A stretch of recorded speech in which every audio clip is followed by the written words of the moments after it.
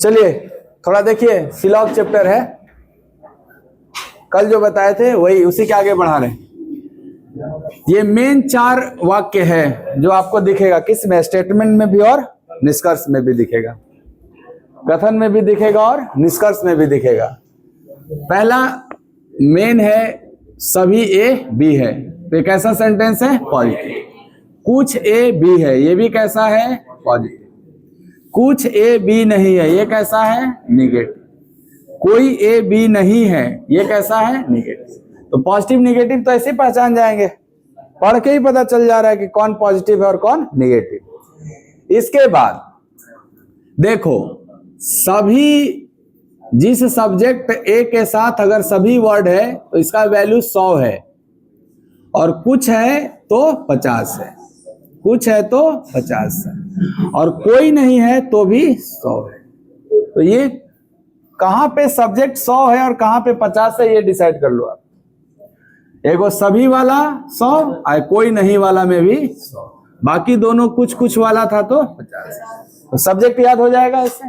Object देखना, positive sentence 2 ठो जो है, पॉजिटिव सेंटेंस का ऑब्जेक्ट 50 लेते हैं, है ना, और निगेटिव सेंटेंस का ऑब्जेक्ट 100 लिया जाता है। तो ये याद करना है आपको। क्या करना है? याद।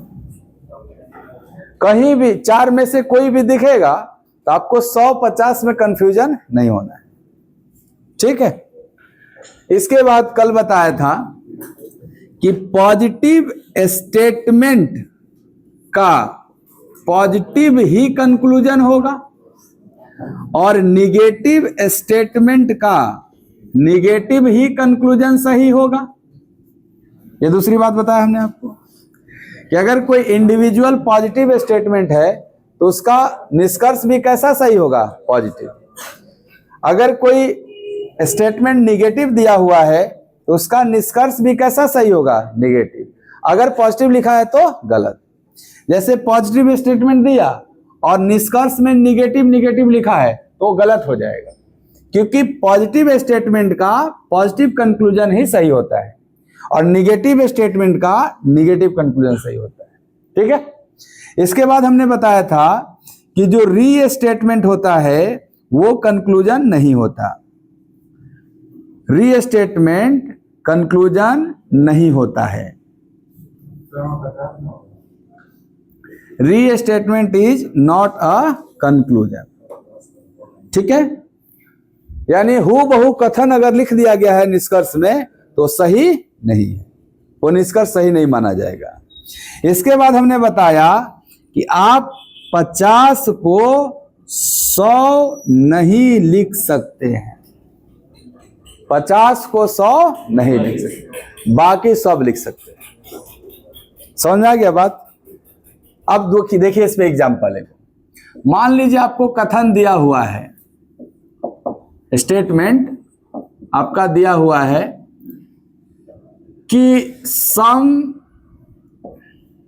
ए आर बी, कुछ ए बी है, ऐसे दिया हुआ है स्टेटमेंट, और आपको कंक्लूजन तैयार किया, निष्कर्ष हम 8 को तैयार कर रहे हैं।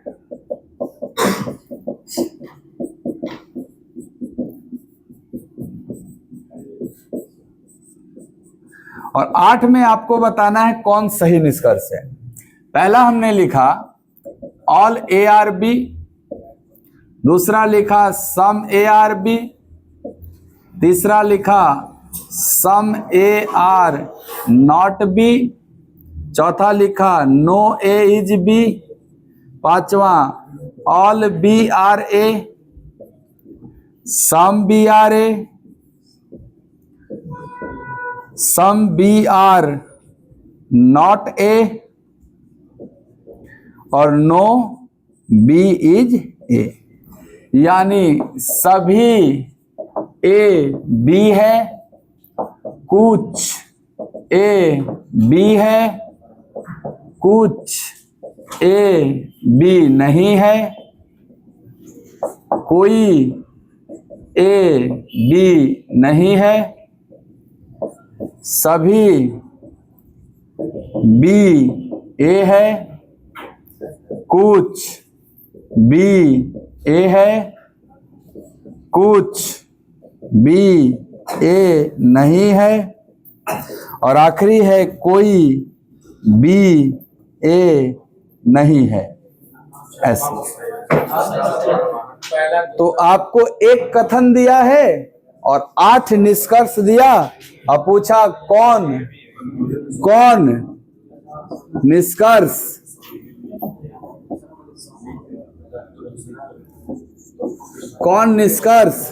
सही है, ये प्रश्न पूछा गया है।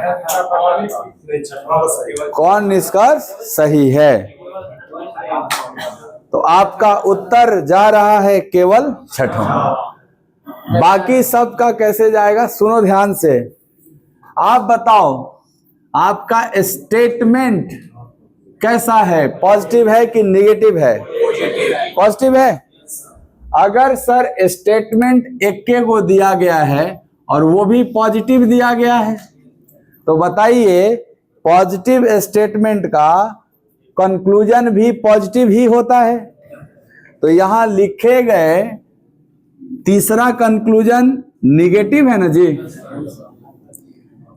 चौथा भी निगेटिव है, सातवां भी निगेटिव है और आठवां भी निगेटिव है। तो ये चारों तो कभी नहीं सही होंगे। पॉजिटिव स्टेटमेंट का पॉजिटिव ही हो सकता है, निगेटिव नहीं होगा। यहां जो निगेटिव लिखा हो तो ऐसे छांट दीजिए आप। अब बच गए 4 स्टेटमेंट जो कि पॉजिटिव दिख रहे हैं आपको। बताओ पहला भी पॉजिटिव ही है ना, दूसरा भी पॉजिटिव ही है, ये वाला देखो पांचवा भी पॉजिटिव है और छठवां भी पॉजिटिव है ना। इन 4 पॉजिटिव में डिसाइड करना है कौन वाला सही है। तो सर इसके लिए अब आपको 150 का मदद लेना पड़ेगा। बताओ आपके स्टेटमेंट में ए का वैल्यू कितना है? सर जो सम के साथ जुड़ा रहता है, कुछ के साथ जुड़ा रहता है, उसका सब्जेक्ट 50 होता है और पॉजिटिव सेंटेंस का ऑब्जेक्ट भी क्या होता है? 50। यही इसी के जैसा लिखे है ना एकदम ये वाला, तो दोनों 50-50 होगा। तो आप कहोगे अगर हमारे ए का भी मान 50 है और बी का भी मान 50 है कथन में, तो वो निष्कर्ष में भी होना चाहिए। आइए सर ये देखिए जरा सेकंड कंक्लूजन देखिए, कुछ ए बी है क्या ये हूबहू स्टेटमेंट है? और री स्टेटमेंट कंक्लूजन नहीं होता। तो क्या दूसरा गलत हो जाएगा री स्टेटमेंट की वजह से? आइए पहला क्यों गलत होगा? क्योंकि सर ए का मान यहाँ ऑल के साथ है, सभी के साथ है, तो ए का मान 100 दिख रहा है ना, जबकि आपके कथन में ए का मान कितना था और निष्कर्ष में? तो क्या आप अपने कथन ही सत्य होता है, इसी से आप वेरीफाई करेंगे। तो क्या आप 50 को 100 लिख सकते हैं? अगर नहीं लिख सकते तो ये गलत लिख दिया गया ना। आइए अब कौन बचा? 5 नंबर। यहाँ बी का मान कितना है? क्योंकि ये ऑल के साथ जुड़ा हुआ है ना, और जो सभी के साथ जुड़ा रहता है वो 100 होता है, जबकि आपके स्टेटमेंट में बी की वैल्यू कितनी है और निष्कर्ष में बी कितना दिख रहा है? क्या आप 50 को 100 लिख सकते हैं? नहीं, इसलिए ये भी गलत है। ये वाला में देखिए सम है तो ये भी 50 और ऑब्जेक्ट भी 50, और क्या इसके रूप को बदल के लिखा गया है? हाँ सर, यहाँ जो सब्जेक्ट ऑब्जेक्ट था वो यहाँ चेंज होके ऑब्जेक्ट सब्जेक्ट बन गया। तो कथन के रूप को बदल के लिखना ही निष्कर्ष कहलाता है। प्लस ये सही निष्कर्ष है कि गलत निष्कर्ष है तो इसका वैल्यू बताएगा। दोनों की वैल्यू कितनी है? यहाँ भी कितना है? तो 50 को 50 लिख सकते हैं ना, क्या नहीं लिख सकते? खाली 100। बाकी 50 को 50 लिखिए, 100 को 100 लिखिए, 100 को 50 लिखिए, कोई दिक्कत नहीं है। दिक्कत कहाँ है? आप 50 को 100 नहीं लिख सकते। तो क्या आपका केवल और केवल छठवां सही है? तो आंसर होगा केवल छठवां निष्कर्ष सही। सबको समझ में आया? नहीं आया? वो रट ला, चला ही रहा, आज रट ला। वह 4 को बार बार यूज होगा। सभी ए बी है, 150, ऐसे रटो। सभी ए बी है 150, कुछ ए बी है 50-50, कुछ ए बी नहीं है 50-100, और कोई ए बी नहीं है 100-100। ये रट लो, बिना रटे कुछ नहीं होगा ये, है ना। मैं कल बहुत प्रैक्टिस करवाया था इस पे। बताओ, सभी लड़का लड़की है, इसके जैसा है ना, सभी बोल रहे मतलब इसके जैसा है, तो 150, लड़का 100 लड़की।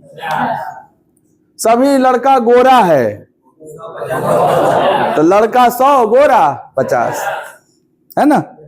कुछ मुर्गी अंडा है, तो कहोगे कुछ मुर्गी अंडा इसके जैसा है ना, इसका मतलब दोनों 50-50 होता है, तो मुर्गी भी 50, अंडा भी 50। समझ गए अब? हाँ, कोई बेंच कुर्सी नहीं है, तो इसके जैसा है ना, यानी दोनों क्या होगा। तो ये याद कर जाइए सर, इसको याद करिए आप।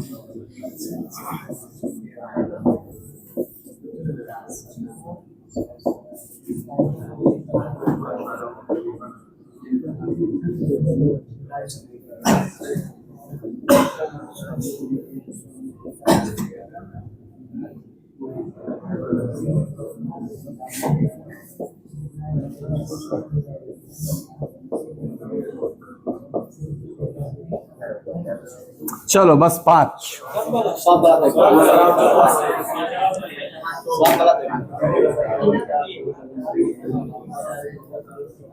पहले आप लिख लो और फिर आंसर करो। 5 ही तो दिया हूं इस बार, पहले आप लिख लो। हाँ, इस चैप्टर में तो हम जोन कहेंगे वो एकदम अवश्य मानना, नहीं तो जैसा है वैसा रह जाएगा ये चैप्टर। पहले क्या बोले, लिख लो, पहले लिख लो, जो कह रहे हैं वो मान लो, नहीं तो नहीं सुधरेगा ये चैप्टर, समझे? क्या बात है, शानदार। देखिए ध्यान से, बहुत मौका, बहुत एग्जाम्पल करवाएंगे, एकदम रटा जाएगा आपको। ये देखिए तो एक को कथन दिया है ना, जब एक ही कथन दिया है तो सीधे देख लीजिए कथन पॉजिटिव है कि नेगेटिव। पहला काम देखिए, अगर स्टेटमेंट में नहीं लिखा है ना, तो नहीं लिखा है मतलब ये कैसा है, नेगेटिव। अगर स्टेटमेंट नेगेटिव है तो इसका कंक्लूजन भी नेगेटिव सही होना चाहिए। ये जो लास्ट वाला कंक्लूजन है ये तो पॉजिटिव लिखा है ना, तो बताओ नेगेटिव स्टेटमेंट का नेगेटिव ही कंक्लूजन सही हो सकता है। ये 5वां तो गलत है ना, ये तो पहली गलत हो गया। अब आओ, क्या ये चारों के चारों नेगेटिव ही थे? तो जब फैसला लेना है कि कौन वाला नेगेटिव सही है, तो उसके लिए हमें 100 और 50 का मदद लेना है। बताइए स्टेटमेंट में कलम का वैल्यू कितना है? सर ये कुछ के साथ है तो 50 रहेगा, और नहीं नेगेटिव सेंटेंस का ऑब्जेक्ट 100 होता है ना, तो कुछ कलम किताब नहीं है 50-100 ना, इसके जैसा है ना जी, कुछ ए बी नहीं है 50-100। अच्छा सर कुछ कलम किताब नहीं है, क्या ये हूबहू लिखा हुआ है? कुछ कलम किताब नहीं है, हूबहू लिखा है। और हूबहू जो कथन होता है वो कंक्लूजन नहीं होता है। गलत हो गया ये आपका। अच्छा, अब देखिए कलम का वैल्यू, तुम्हारे पहला निष्कर्ष में कलम का वैल्यू, ये कोई नहीं वाला 100 न होता है, और कुछ नहीं वाला 50-100 होता है ना? और कोई नहीं वाला 100-100, ऐसे लिखोगे ना नंबरिंग। अब मिलाओ तो कलम कितना, यहाँ कितना, 50 को 100 लिख सकते हैं, तो गलत है ना? यहाँ भी कलम कितना, जबकि हमारे क्वेश्चन में कितना है, 50 को 100 लिख सकते हैं। यहाँ भी 100 हो गया ना, यहाँ पे एक भी सही, सब के सब गलत है। समझ गए अब? चलो अगला एग्जांपल लिखे।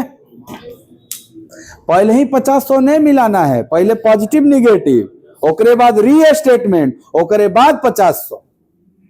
तो पहले ही मिलाओगे ना तो लगेगा अच्छा 50-100 के 50 पर लिखा है सही है, ये नहीं लगेगा 50-50 लिखा है। अरे ये भी तो देख लो, ये निगेटिव है और ये क्या है, पॉजिटिव, वो नहीं होता है सही। वो हो गया गलती ना।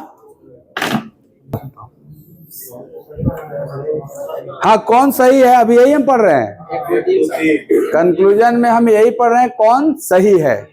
ये जब कंप्लीट हो जाएगा तब पढ़ेंगे कौन गलत है। लिख लो बाबू, लिख के तब बताओ, हट जाते हैं। बताओ, एक एक स्टेटमेंट दिया है ना, ये कैसा स्टेटमेंट है, पॉजिटिव की नेगेटिव? सर यहाँ नहीं है इसलिए कैसा है?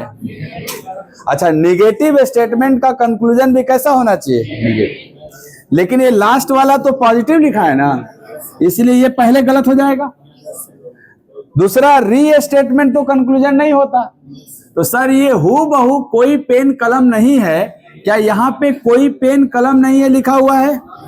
तो चौथा री स्टेटमेंट की वजह से गलत हो गया। चौथा किसकी वजह से? री स्टेटमेंट की वजह से गलत हो गया। और ये किसकी वजह से? साइन की वजह से गलत हो गया। निगेटिव का निगेटिव होना चाहिए, पॉजिटिव हो गया था, तो नीचे के दोनों गलत हैं। अब ये तीनों निगेटिव है तो देखना है सही है कि नहीं। इस बात का फैसला अब लास्ट में 100-50 करवाएगा। कथन में पेन का वैल्यू, कलम का भी, क्यों कोई नहीं वाला, ये चौथा है ना, इसमें दोनों ने 100-100 होता है, इसलिए कलम भी 100 और पेन भी 100।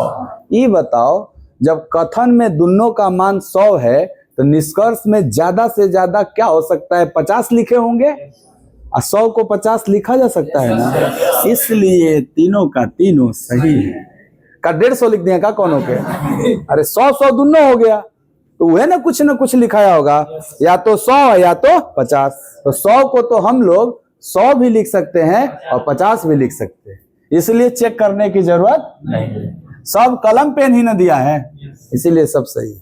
मिला लो, बोलो 50-100, तो हम पेन को 100 को 50 लिख सकते हैं, इसलिए सही था। ये वाला 50-100, तो भाई हम कलम को भी 50 लिख सकते हैं क्योंकि उसकी वैल्यू कितनी है, 100। और ये वाला 100-100, तो सर 100-100 को 100-100 लिखा जा सकता है, इसलिए क्या है तीनों। तो कौन सही है? पहला, दूसरा और तीसरा, ये सही है। समझ में आया? पहला, दूसरा, समझ गए? अब थोड़ा सा कॉन्सेप्ट को आगे बढ़ाएं। ये तो एक लाइन वाला ना स्टेटमेंट है, 2-2 लाइन का भी स्टेटमेंट आएगा, तो उसके लिए अब आगे बढ़ते हैं। एक लाइन वाला हो जाएगा? एक बार चेक कर लेते हैं, शंका है हमको। कौन सही है इनमें, कौन सही है ये बताना है, कौन सही।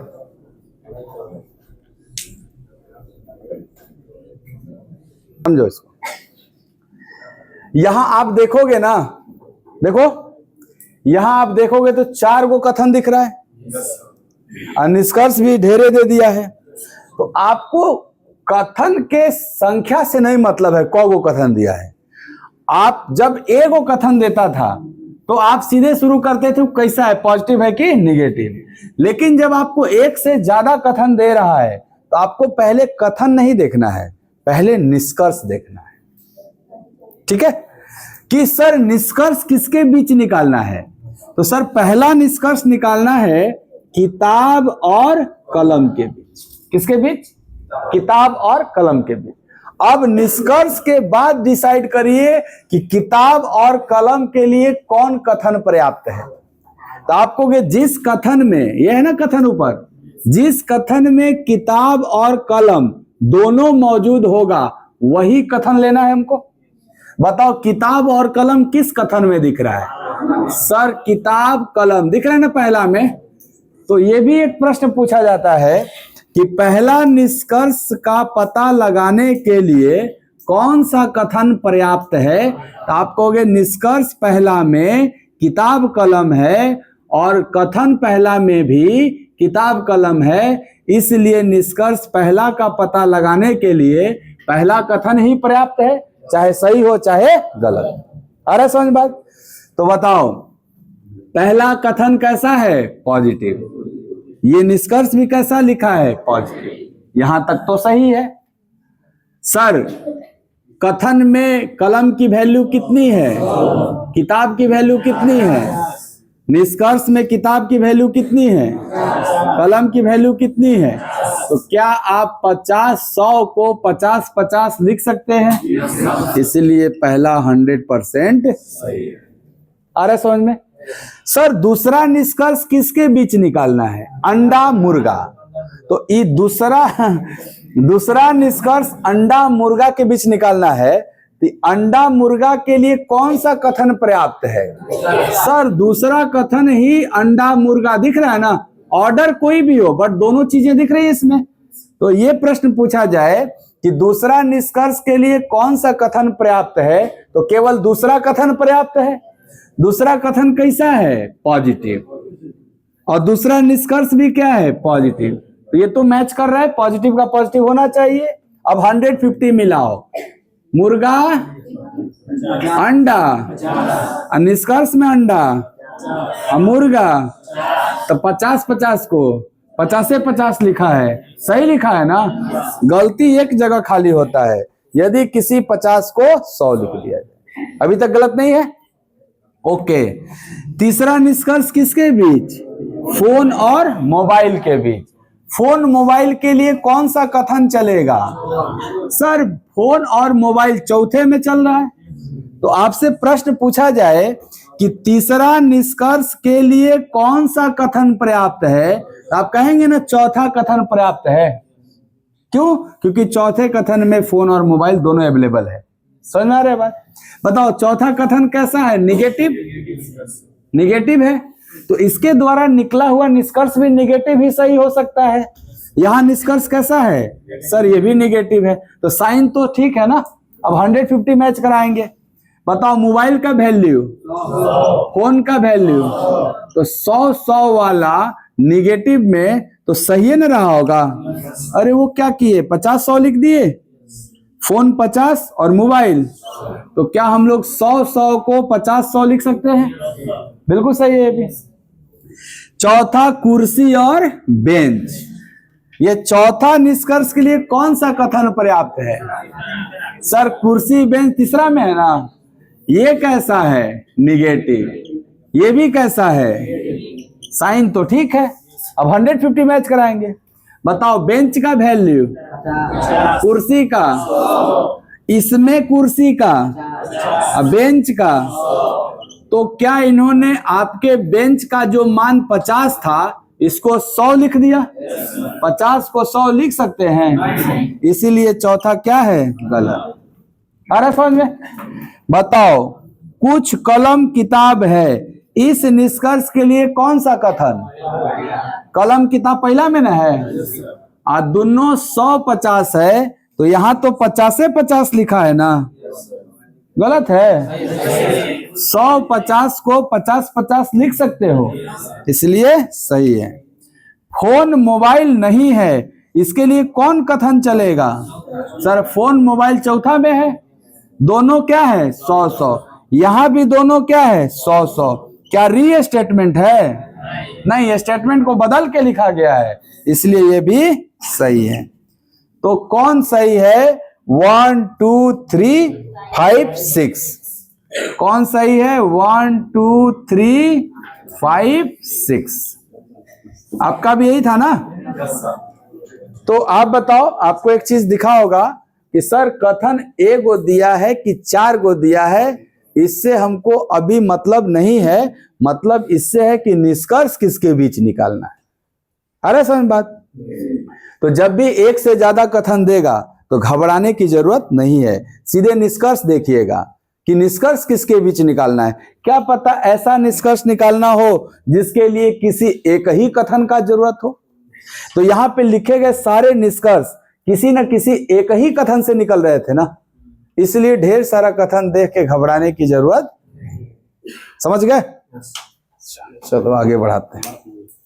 हाँ? का